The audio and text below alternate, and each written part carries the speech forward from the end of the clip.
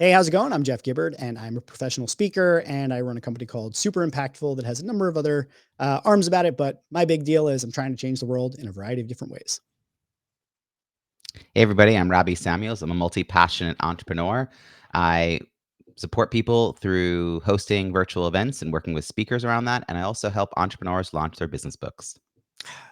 You have such a good intro. The multi-passionate is such a good. I might steal it from you, Robbie. I'm so glad to have you here because I want to talk about something that I think is really, really important, and I think that you know a lot about this, and that is the different types of speakers that there are. I think there's a prevailing idea that a speaker is just this one person that gets up on stage and gets paid for it, but there are so many different ways that you can be a speaker, and one of the things I love about knowing you, being friends with you, talking to you, is that you are always reinventing yourself, and you have probably played in so many of these different types of speaker roles that you're the perfect person to talk about this. So I'm glad that we're here talking about this.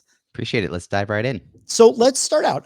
So obviously, we all kind of know that there's this keynote speaker who gets paid what seems like silly sums of money to get up on stage at conferences in front of hundreds or thousands of people and gives a talk. But what else is there? Obviously, there's that, and there's even different flavors of that. But kind of what's the lay of the land in the world of speakers? You've been a part of the speaking industry for a long time. What have you seen out there of the different ways that people use speaking as part of their career? I think one distinction is, are you paid to speak or do you speak to sell? So let's explore that a little bit. So, paid to speak is what I was focusing on before the pandemic. I was recognized as a networking expert. I had a talk that I'd been doing for 10, 11 years called Art of the Schmooze. I would look to get booked to speak. I didn't really have a lot of offers beyond that. I did eventually write my first book, and so then I was able to sell, copies of the book whenever I got booked to speak. But I didn't have, coaching, consulting offers beyond that or training offers beyond that. Now I am more in the speak to sell side of the equation. I occasionally get paid well to speak, but I'm most often speaking for a lower fee than I used to be, or even no fee, but I'm speaking in front of the right audiences for that spin-off business where I think that there's going to be people in the audience who want to book me for coaching, consulting, or maybe a paid speaking opportunity. My career, I feel like, was flipped because in the beginning, when I began speaking, I had an agency. So a lot of my speaking was really trying to just be in front of people. And if they needed the services, they saw I had expertise that hopefully they would want to hire my agency. And now I've kind of flipped that. I'm more speaking to have a message, to build a movement, to do different things like that, and get paid to do those talks. And I think that that's a really good first distinction. I think another distinction that's probably worthwhile looking at is the different types of talks you might do. So keynote is the first one that comes to mind, but there's also things like workshops or breakout sessions or panels. How would you break down the myriad of different types of talks that you've seen out there? And you can take it either from the ones you get paid for or the ones where you're kind of looking to sell on the back of it. One of the distinctions also is what you call yourself. Mm, So, a workshop presenter might call themselves a trainer, but unfortunately, that often means that they're devalued and they're not going to be paid as much for their expertise. It's a strange thing. It's just, yeah. it's the same talk, but if they call themselves a trainer, it seems more like a commodity, where there's like lots of people doing that topic. Is sort of the assumption. Whereas when you're a presenter, well, now it seems more like you're focusing on your expertise that is distinguished from everyone else's expertise. So language seems to matter, even though the content may not be that different. So workshop presenters at conferences, whether they're virtual or in person, those are smaller, usually 60 to 90-minute programs. Um, Hopefully, there's some level of interaction with the audience. That's a little different than a keynote. A keynote's often not more than 60 minutes, could be as little as 15 or 20 minutes. And yet, people, as you said earlier, you get paid outsized sums of money for their expertise or their notoriety. So, if you think about a former president of the United States gets paid astronomical amounts of money to show up somewhere and speak for a few minutes, because there's very few people with their experience in the world. Similarly, celebrities or sports, celebrities, they'll get invited to do something in that similar way. But us, like the everyday Joes like us who are superheroes in our own way, we're probably not, there's a very different sphere that we're all operating in. Keynotes is one form of this. I think that a lot of times, like I'm been a part of the National Speakers Association for 10 years, and I feel like keynoting was what everyone was striving to be when I first got there, as if that was the pinnacle of success, was to be the keynoter. I feel like over time, particularly with the disruption of the pandemic, we recognize the necessity of having a more rounded, multifaceted, multi-revenue, multi-income stream business. That if you're solely doing any one thing, you really are missing out on other opportunities, and you're at risk of that one opportunity being shut off for ways that are completely out of your reach. It's not anything you did that stopped the in-person events from happening. So we have to be both comfortable in different modalities. So modalities today would be speaking on podcasts is, by the way, a modality, but Hmm. also comfortable on panels, comfortable being like the presenter who's got content to teach in more of a workshop presenter slash trainer way, or content to inspire in a keynote way. We also be good on virtual, in person, or hybrid. And so there's different things we have to do to show up and share our talents. Yeah, and then there's also you could be an MC, you could be like, I was always very interested in the distinction between someone who's a keynoter versus someone who does a presentation, because not every talk that's on a stage, even the big stage, is a keynote. As I've tended to think about it, as sort of like the big ones. It's right. It's the opening, it's the closing, it's the one maybe right before lunch that kind of sends you into it. But so there's a lot there. I think one of the things that you highlighted that I want to have you play with a little bit is, I think the conventional wisdom is that what we all should be striving for, as you kind of alluded to, is we should all be looking to be the big keynoter, right? We all want the 25K gig where we open or close IBM's summit, right? But what I'm sure you've seen, and I know what you've even experienced, is that when the pandemic hit and when, things shift or change in the marketplace about what sort of talks are in demand, being able to flex and adapt to the changing conditions is really important. So I think there's a bit of a flies in the face of maybe not even conventional wisdom, but more the prevailing idea of what we're after, is that you should be after big keynotes. Can you make the case of why really all of these other options are things that people might want to think about more than they do just solely focusing on being the keynoter? Well, for one, they're more accessible. And one thing we didn't mention is that there's also the difference of people who have a job, a job, Yep. and speak as part of their job versus people who have a business where they speak to grow their business or to earn revenue for their business. So that's another distinction. Like, speaking is speaking, regardless of who's paying you. You might be getting a paycheck, and getting opportunities to go out and speak about a product that you've been working on, or you're marketing. Or you could leave that job and go develop a business around that same product or offer, and now you're marketing your own services. So that's another distinction.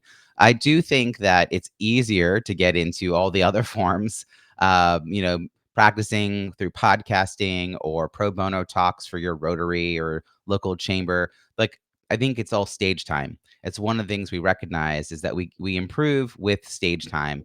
And I also love the fact that now that virtual is more prevalent and we're all familiar with it, that you can host your own events without having to book a venue or deal with catering or deal with any of the other in-person logistics.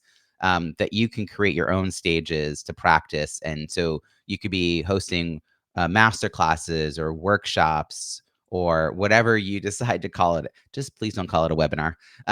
But whatever you want to call it, to really get to kind of earn your way to bigger paychecks, or to broaden who you reach out to attract the right kinds of prospects. The keynote is one avenue, and it's not for everybody. It's not everybody should aim for it, because it sort of requires often a lot of travel. One of the reasons I actually took my foot off the accelerator around being a keynoter was seeing my friend and mentor getting sort of traveling, and then hearing that she was, had the flu while she was in Russia. It's like, didn't sound glamorous anymore. It started to feel like, oh, well, maybe that's not my definition of success. So I think that's the thing. We could continuously strive to improve, but we should also mark success based on our own judgment call, and not going to be comparing ourselves to everyone else in the room, because they might be looking at what we're doing and thinking, wow, look at that person that has all that passive income because they worked really hard and they got a course onto LinkedIn Learning, and now they're getting residuals from that. They're getting royalties from that, that is paying their mortgage. Like, I really wish I had that security, right? Like, they're looking at that person, and and that person might be looking at the person who's flying around the world. So the grass is always greener somewhere else. Develop content that you can share, better the world using your voice and your communication skills, and that is a speaker. I appreciate that, and I also just appreciate that it creates the space for people to not have to do it one type of way, right? And even for myself, prior to having kids, I was much more interested in traveling all over and giving talks everywhere, and I would have gone and done 3, 4, 5, 6 talks, but now I don't wanna be away from home that long. I'd rather do 1 talk a month, 2 talks a month at most, and that would be about the limit, and after that, it's like, I don't wanna be gone that long. I like seeing my kids in the morning. So I appreciate also that there's also giving the space for people to choose what works for them, and that there are so many different ways that you can speak and make a career out of it and apply it to further whatever things that you want to do in your own life. But I also appreciate that you have this commitment to making sure that you're delivering value and helping people progress and helping people change the world in their own unique ways. So that's something I always appreciate about the way you do it. Um, to kind of round this out, if we're looking at the different ways that people could speak, what are some things that you might leave people with as sort of very actionable steps to determine what type of speaker they might want to consider being, how they could prepare to be successful in that particular type of endeavor? Any sort of steps or frameworks or questions, thoughts, actionable tips that people can take away? What would you advise people as a starting point? Well, first, I want to go back to something you said about an MC because we really didn't discuss that. And Mm, for me, that was a revelation that an MC is a speaker. And it's really interesting because the National Speakers Association has this earned designation, certified speaking professional. And they recently, in the last few years, allowed MC hours to count towards speaking hours. So they also started to recognize this is a real skill because it requires, done at its highest level, research, um, improv, like yep. speaking skills, stage Crowd work. skills, crowd control, engagement. Like, there's just so much that the MC role plays into the experience that participants are having in the room and whether the event is a success for an event host. And similarly, I play that role virtually. And so, one of the things I think anybody can do, and I always suggest this, is to start hosting your own virtual gatherings. It doesn't have to be something you commit to forever, but you might say, for the next 3 months, I'm going to host a weekly or every other week or monthly gathering of professionals in my area or my prospects in my area or something, because you will get better at that. And if you really have very little skill in the areas of managing all the tech and knowing how to MC and all that, I would suggest starting with just gathering some friends. It could be people from an alumni group or something like that that you're a part of, just as a way to practice those skills, because stage time matters on virtual as much as it does in person. I got known for my skills on Zoom because of the amount of hours I spent working on Zoom and learning the settings and how to design for this space versus designing for in person. And that would be the last thing I want to leave people with is purpose first design is so important no matter what format or what kind of situation you're doing, whether it's a workshop or it's a keynote, understanding who are you attracting into the room. So if it's the concurrent session, well, only some of the people from the conference are going to be coming to this, thinking about who you're trying to attract and making sure that's really clear in the description who it's for, so that they are seeing themselves in that description and they are called into your room. Then the other thing is to think about, well, when they come in, they're thinking, feeling, and are doing one thing. The end of your time together, they're thinking, feeling, and hopefully ready to do something else. That's the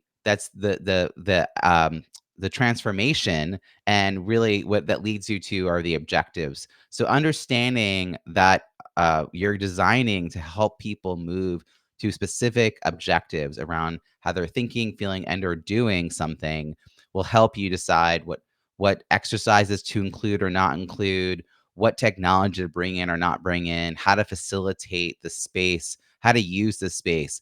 And then I would also suggest that we always design in modules. But I mean by that is, if you were planning for a 75-minute program and you're suddenly told you only have 45 minutes, you should be really clear which pieces of your talk, of your presentation, are not as critical to helping people reach those outcomes. So you can pull that module out, and you don't want to reference it. You don't want to say, oh, well, we would have had more content. We ran out of time. You don't want to let people feel like they're missing something. You want to have the skill to jump to the parts of your deck if you're using one, that showcase the pieces that you want people to see. But understanding how to do that and also how to expand. So if you had 45 minutes and now you suddenly have 90, you have to understand how to add in some exercises that might take up some time and yet also lead people to specific outcomes. No one wants their time wasted. We want to feel like we leave these spaces more enriched in some way and ready to share what we've learned. And so those two things, purpose first design and sort of modular design, go kind of hand in hand no matter what kind of speaking you do. Amazing. Robbie, I'm so glad that you're going to be at the Playday Summit with us because the people who are listening, watching, if they are interested in learning more about how to do this purpose first, purpose centered design, how to do any of that stuff, and all of the various skills and things that you bring to the table, I'm so glad they have the opportunity to meet you and connect with you and learn about that. So I'm hoping the people that are listening, watching, that they come to the Playdate Summit because you have a chance to explore your big ideas and figure out which sort of a speaker should I be to bring this sort of idea to life, and how could it best be fit into my career and my career goals. So hope to see everyone there. Robbie, thank you so much for coming on and talking about this, and we hope to see everybody in the next episode. See you then.